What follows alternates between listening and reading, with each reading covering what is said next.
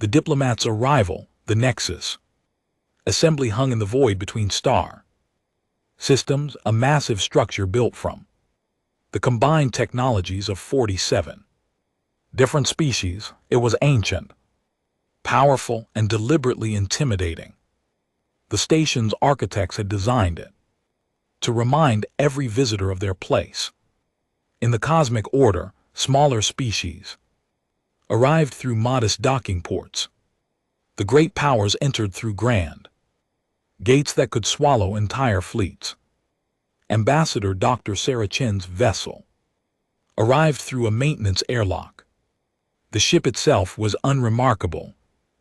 Simple transport craft with basic shielding and no visible weapons. It looked fragile compared to the warships and cruisers that surrounded it.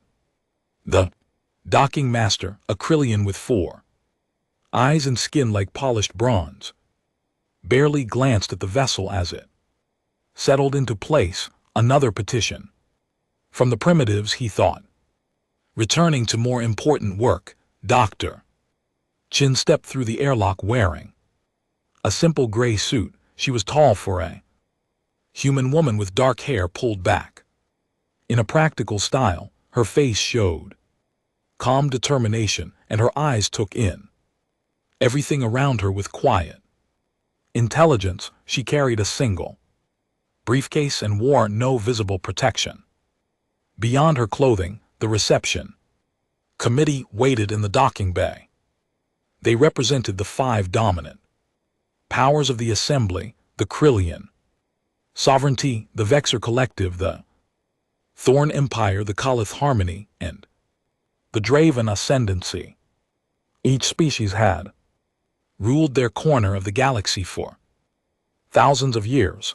Each viewed humanity as barely worthy of notice. Commander Vexus of the Vexor Collective stepped forward. He was massive, nearly 3 m tall, with gray skin covered in bony plates. His species had conquered 17 star systems through military might alone. His 3 eyes fixed on Sarah with something between contempt and amusement. "You are the human representative," he stated rather than asked. "Dr. Sarah Chin," she replied, extending her hand in the human gesture of greeting. Vexus looked at her hand as if it might carry disease. He did not extend his own. "We do not touch lesser species," he said flatly. "You will follow." Sarah lowered her hand without apparent offense. "Of course, thank you for receiving me."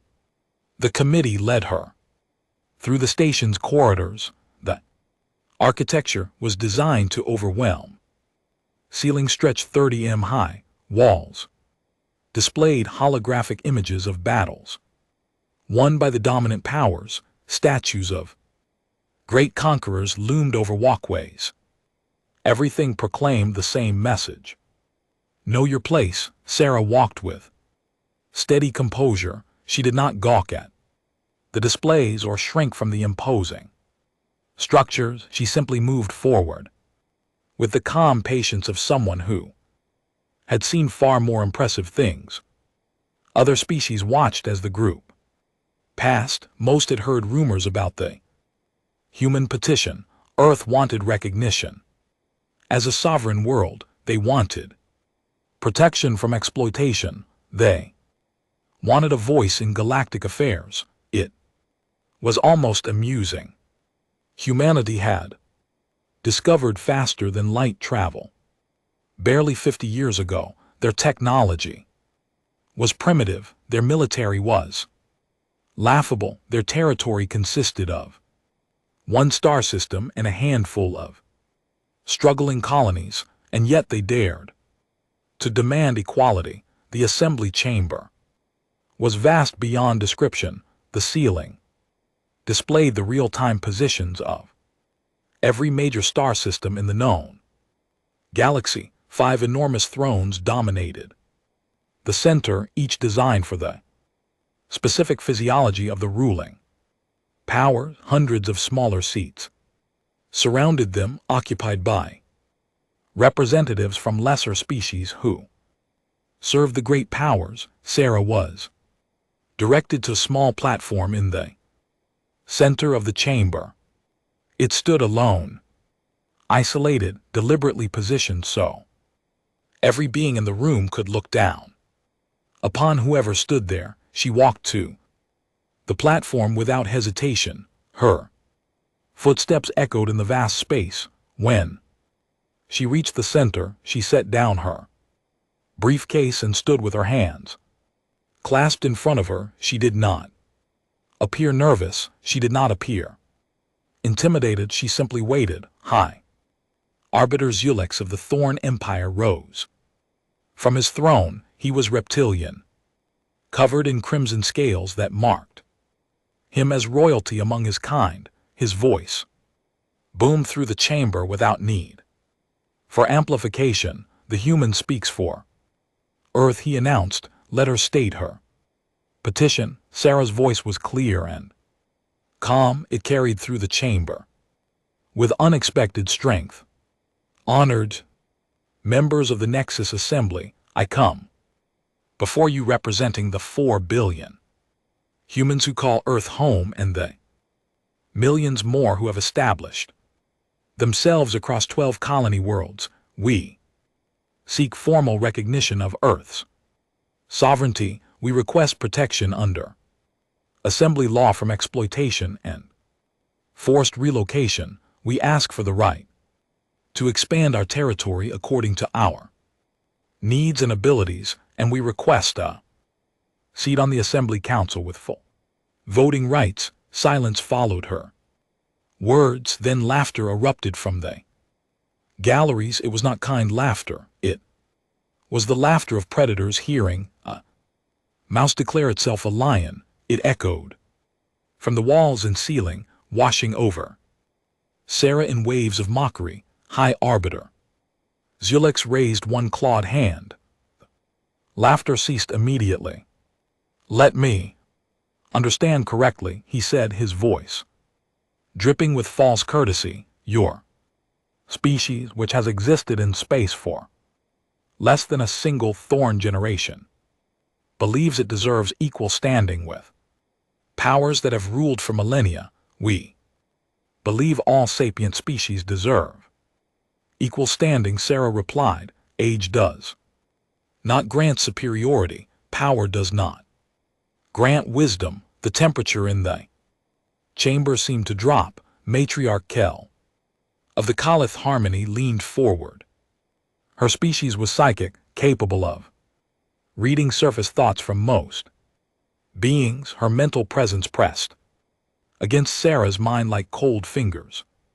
Such arrogance, Kel said softly, such dangerous arrogance. Do you understand what you risk by coming here with these demands? I understand perfectly, Sarah said.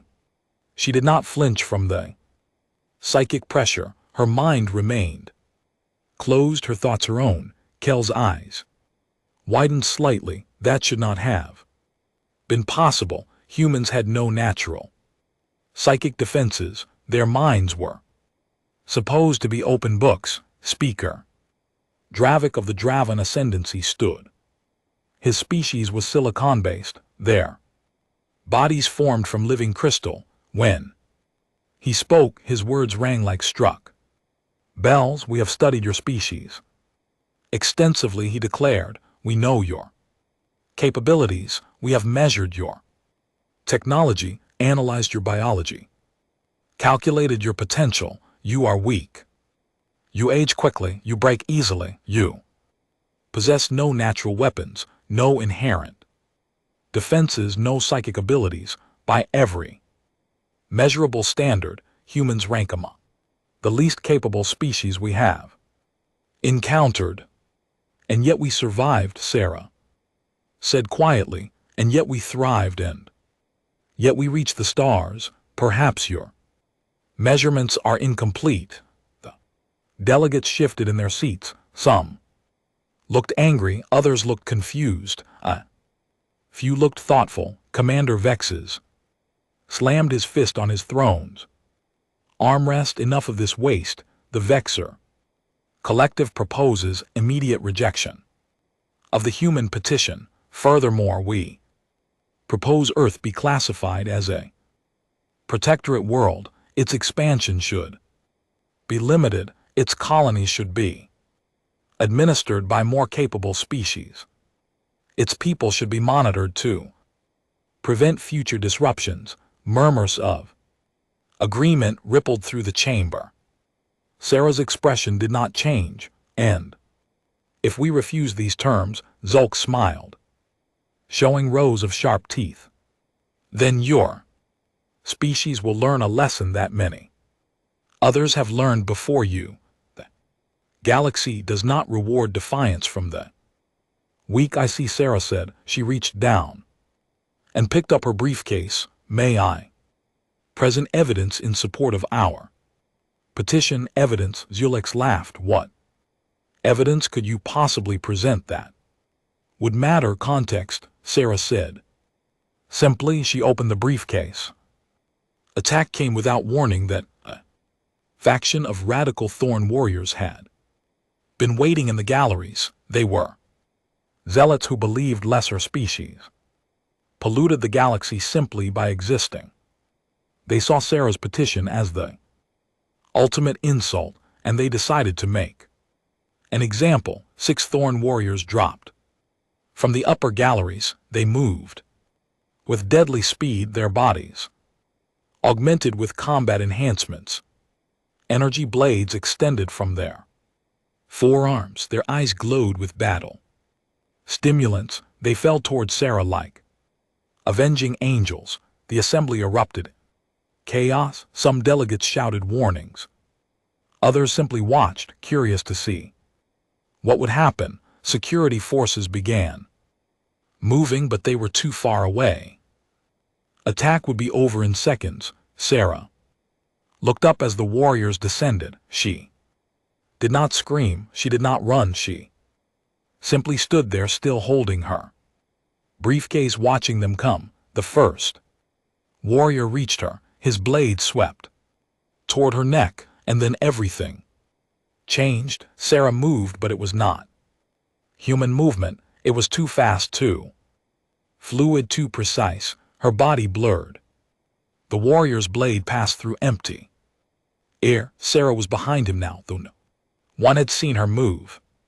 She touched the warrior's back with one finger. He flew across the chamber as if struck by a gravitational weapon. His body crashed into a wall 30 m away with enough force to crack the alien metal. The second warrior attacked from the side. His blade should have split her in two.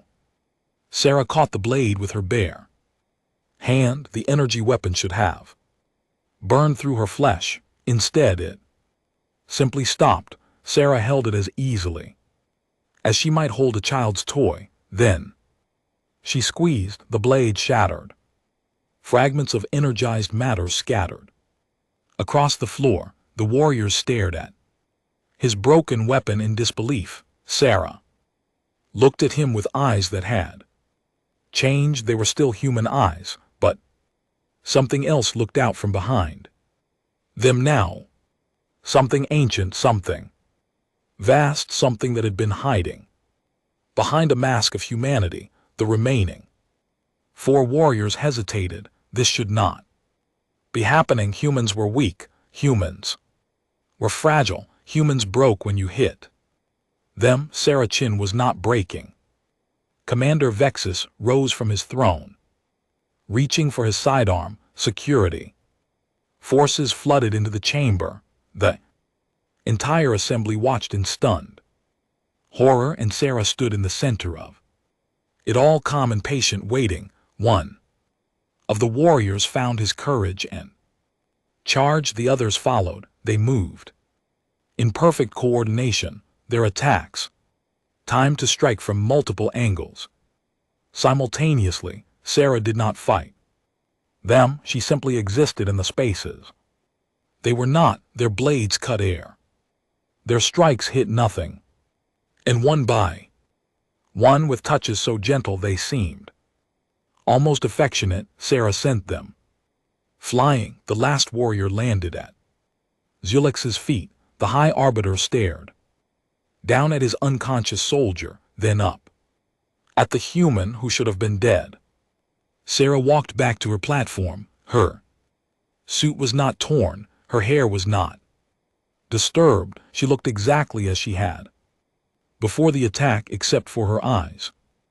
Those eyes held galaxies now. She picked up her briefcase and set it on the platform. Then she looked up at the assembly. Her voice was still calm, still patient, but now there was something else underneath it, something that made every predator species in the chamber feel suddenly like prey. You wanted evidence, she said. You want context? Allow me to provide both. She opened the briefcase. Inside was a single data crystal. This contains the complete genetic history of humanity. Sarah said it documents our evolution. Over 4 million years, it shows how we survived ice ages and plagues, how we crossed oceans and wooden boats and climbed mountains that killed half of those who tried, how we split the atom and walked on our moon and reached for the stars with nothing but determination and hope. She held up the crystal. Light caught it, sending rainbow patterns across her face, but more importantly, it shows what we became. It shows what we truly are. The chamber was absolutely silent. Sarah's form began to shimmer, not much, just enough to suggest that the human body they saw was not quite solid, not quite real, more like a projection, a comfortable shape, worn for the benefit of those who could not comprehend what lay beneath. We are not weak, Sarah said quietly. We are patient. We are not fragile. We are adaptable. We did not reach the stars by accident or by luck. We reached them because that is what we do. We survive.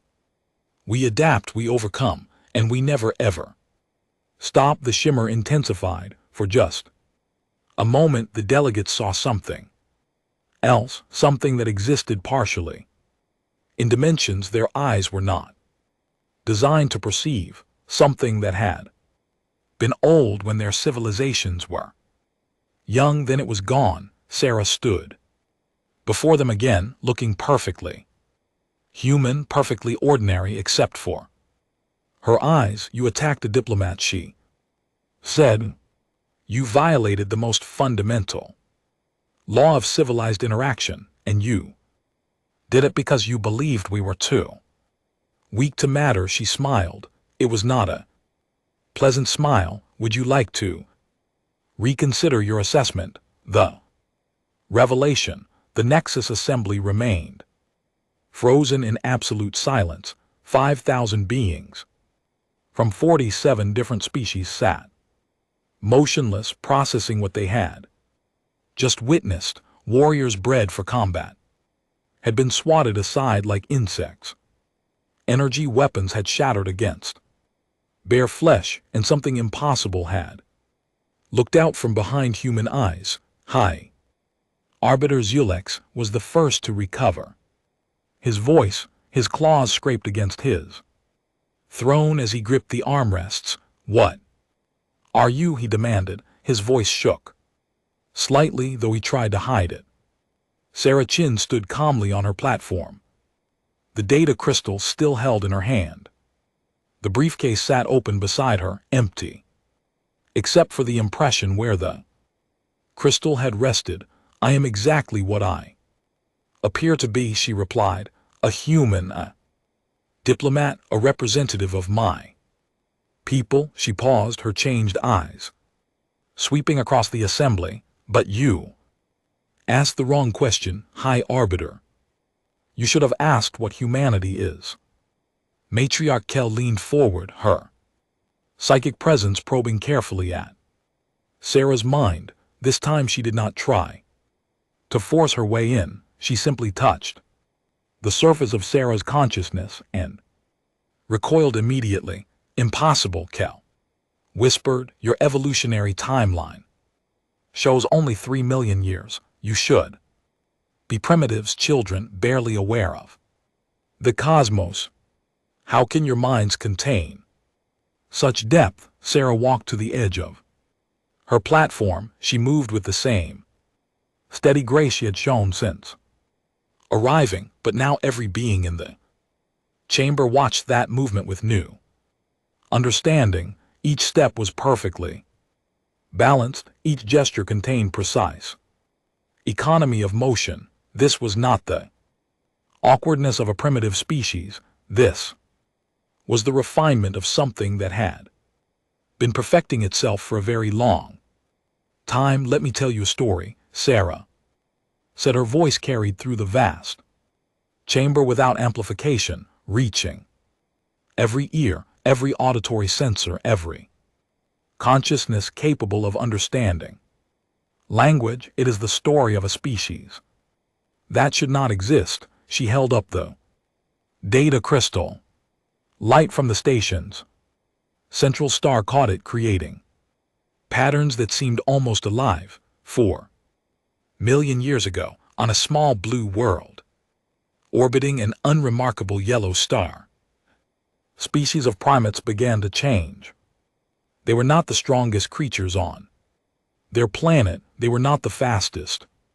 They had no claws, no fangs, no venom, no armor. Predators hunted them. Disease killed them. The climate tried to exterminate them repeatedly. Sarah's expression grew distant, as if she was seeing through time itself. "They should have died," she continued. "Every mathematical model, every biological principle, every law of natural selection said they could not survive. But they did survive. Do you know why?" Speaker Dravik's crystalline form pulsed with uncertain light. "Luck," he suggested. "Random chance." Sarah shook her head slowly. "Adaptation, not the slow adaptation of normal evolution, measured in millions of years. Rapid adaptation occurring within generations, within lifetimes, within moments when necessary." She began walking slowly around her platform. Every eye followed her. When the climate froze, they learned to make fire. When predators hunted them, they learned to make weapons. When disease struck, their immune systems evolved countermeasures. When food grew scarce, they learned to cultivate it. Every challenge that should have destroyed them instead made them stronger, more capable, more determined. Commander Vexus stood abruptly. "You speak of normal survival trait. Every successful species adapts to its environment. This proves nothing." Sarah stopped walking and looked directly at him. "You are correct, Commander. Normal adaptation proves nothing special, but human adaptation is not normal." She raised the crystal higher. "This data shows our complete genetic history. It documents every change, every mutation, every evolutionary leap, and it reveals something your scientists will find very disturbing." She pressed the control on the crystal. Holographic displays erupted throughout the chamber, showing complex genetic sequences, evolutionary timelines, and biological data that made several xenobiologists gasp in disbelief. Human DNA contains genetic markers from adaptation events that should have taken billions of years to develop.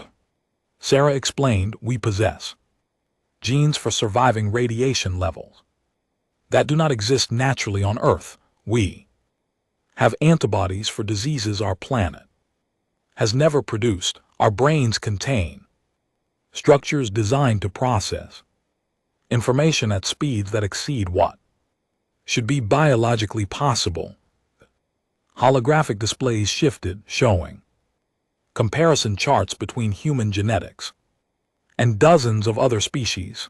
The assembly members stared at the data with Growing horror, we are not simply adapted to Earth, Sarah continued. We are adapted to survive anywhere, any environment, any threat, any challenge. Our bodies learn to prepare for dangers we had not yet encountered. Our minds develop capabilities we did not yet need. It is as if something guided our evolution, pushing us to become more than any natural process could explain. Matriarch Kell's mental voice echoed through the chamber, bypassing spoken language entirely. You are suggesting directed evolution, genetic engineering, on a planetary scale, but your species has no record of contact with advanced civilizations before achieving space flight. Sarah smiled. That is because we were not engineered by another species. Matriarch, she let that statement hang in the air for a long moment. We engineered ourselves. The chamber erupted in chaos. Delegates shouted denials. Others demanded explanations. Security forces tensed, uncertain whether to act. The 5 rulers of the assembly simply stared, their various forms of intelligence struggling to process the implication. Zulex's voice cut through the noise like a blade. Silence. The chamber fell quiet again.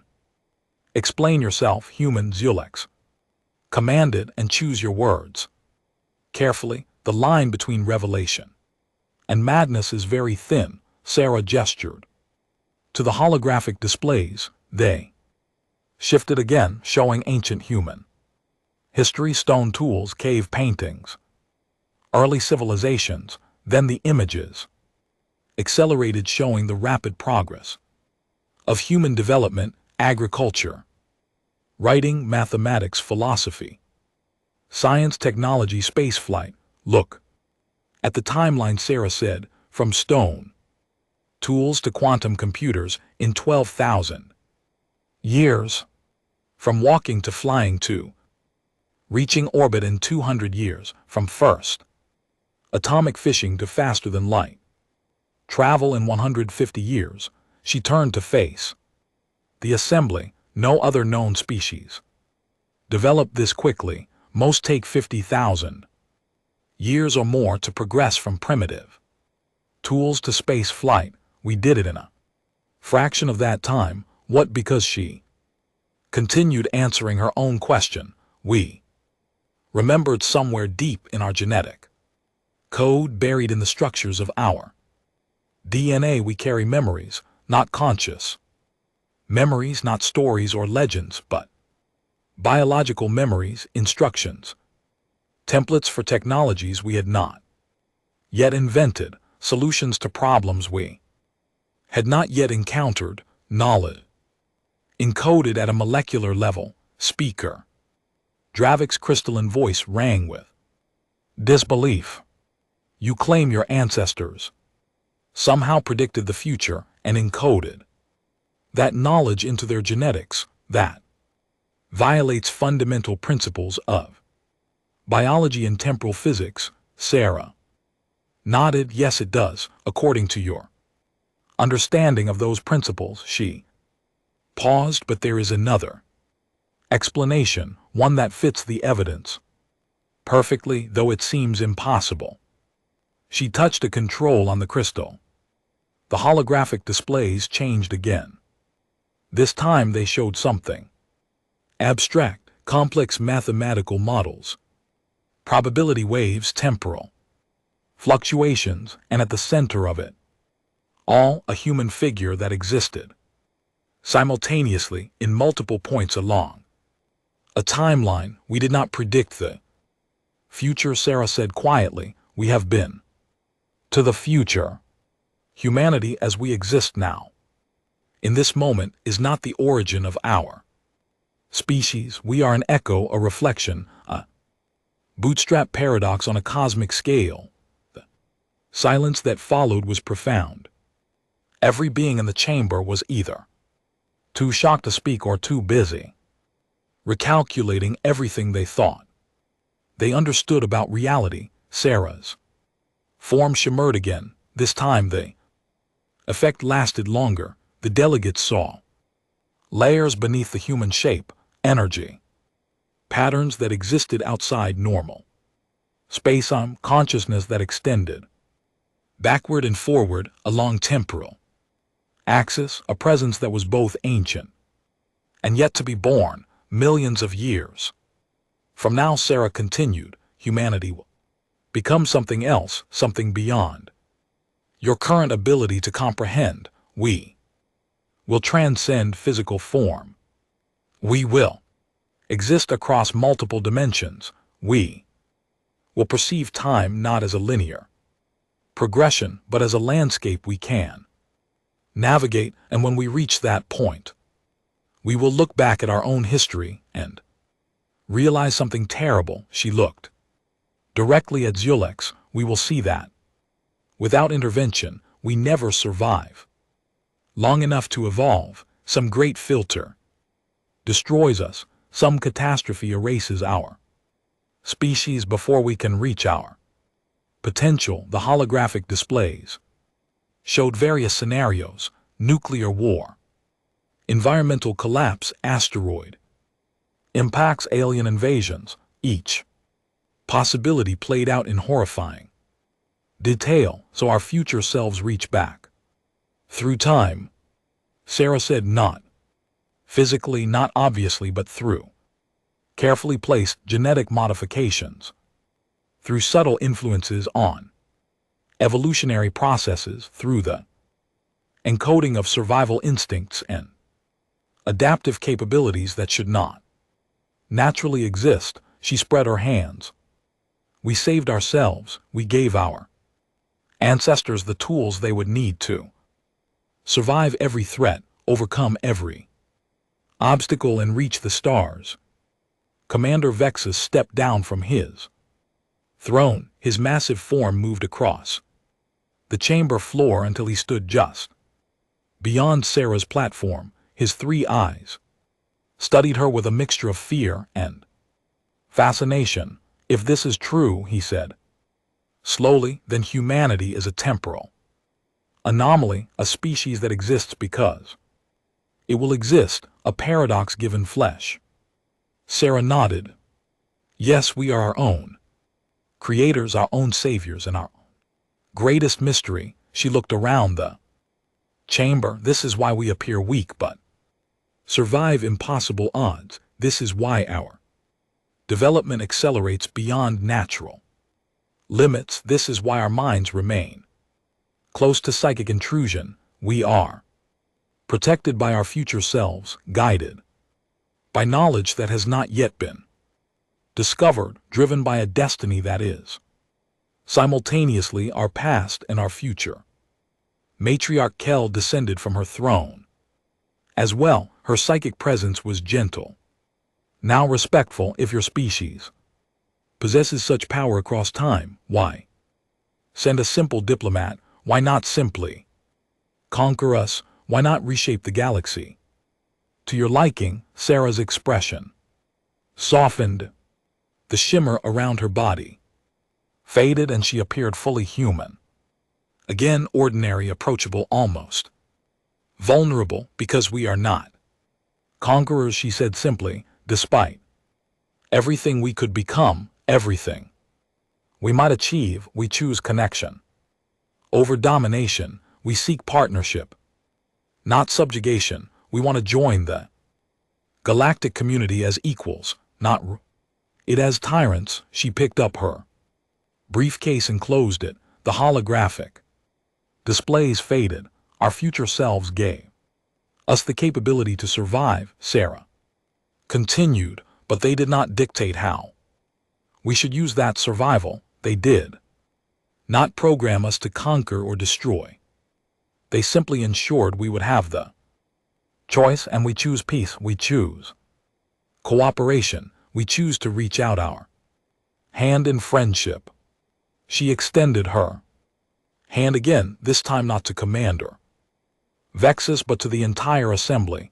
Even now, after you attempted to relegate us to Protectorate status even after your warriors attacked me, even after you dismissed us as primitive and weak. We still choose peace. We still offer partnership. We still believe that together we can build something greater than any of us could build alone. Chamber remained silent. 5,000 beings wrestled with the implications of what they had learned. Humanity was not what it appeared. It was not simple. It was not weak. It was something vast and ancient and powerful, wrapped in a deceptively ordinary package. Zulex finally spoke. His voice had lost its arrogance. What do you want from us? Ambassador Chin, the same thing I asked for when I arrived, Sarah replied. Recognition of Earth's sovereignty, protection under assembly law, the right to expand according to our needs, and a seat at this council with full voting rights. She paused.